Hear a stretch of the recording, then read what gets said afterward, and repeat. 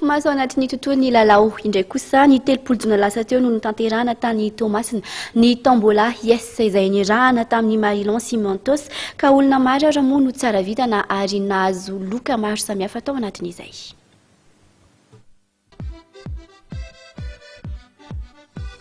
Nanomboka ny 12 aprily lasa teo dia hitantsika teny amin'ny faritra nisantsika teny ekipa Marilan sy Mentos ny zara fanomezana na ny teto andrenivohitra na ny tany amin'ireo faritra sasany toy ny Ambatondrazaka, Toamasina, Atsirabe ary Mahajanga dia samy nahazo ny anjarany avokoa.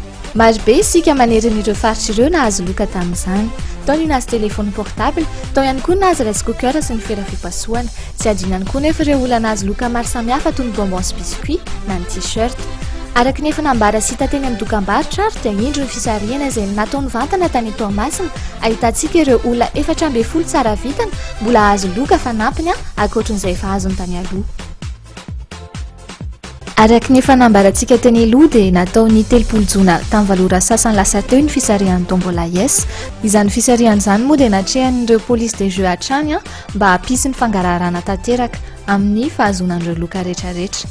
Rehefa natomboka ary ny fisarihana dia indreto avy ireo olona 410 tsara vitana mbola nahazo loka tamin'ity tombola ity. Ny tsara vitana nahazo n'ilay loka voalohany scooter dia hianitra amin'ny monina ny mahitsy manana ny carte grattée 11751. Ny nahazo ny loka faharoa ilay Nintendo DS kosa dia Rasotony monina ny Mahajanga manana ny carte grattée 79084. Ny loka fahatelo ilay smartphone dia azo ny Lanto monina ao Andranomena manana ny carte grattée 20716. Ilay appareil babilisy dia azo ny Andriamanantsoa Afaliana monina ao Antananarivo manana ny carte grattée 67187. Ilay poupée Barbie dia azo ny Alpha monina ao Antananarivo manana ny carte grattée 91849. Ny voiture téléguidée dia azo ny Randry ny Rina Victorine monina ao Ampita-Tafika Antananarivo manana ny carte grattée 20793. Ireto ambiny reto kosa dia nahazo ilay cartable garni Marilan.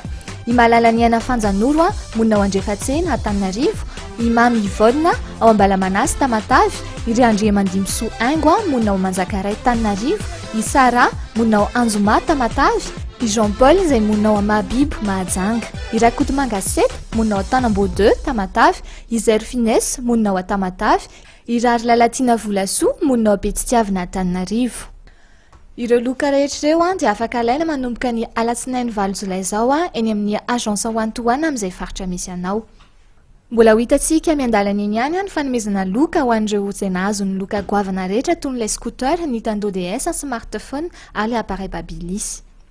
Ho an'izay mila fanazavana fanampiny dia afaka miantso anay amin'ny laharana 032 11 669 10.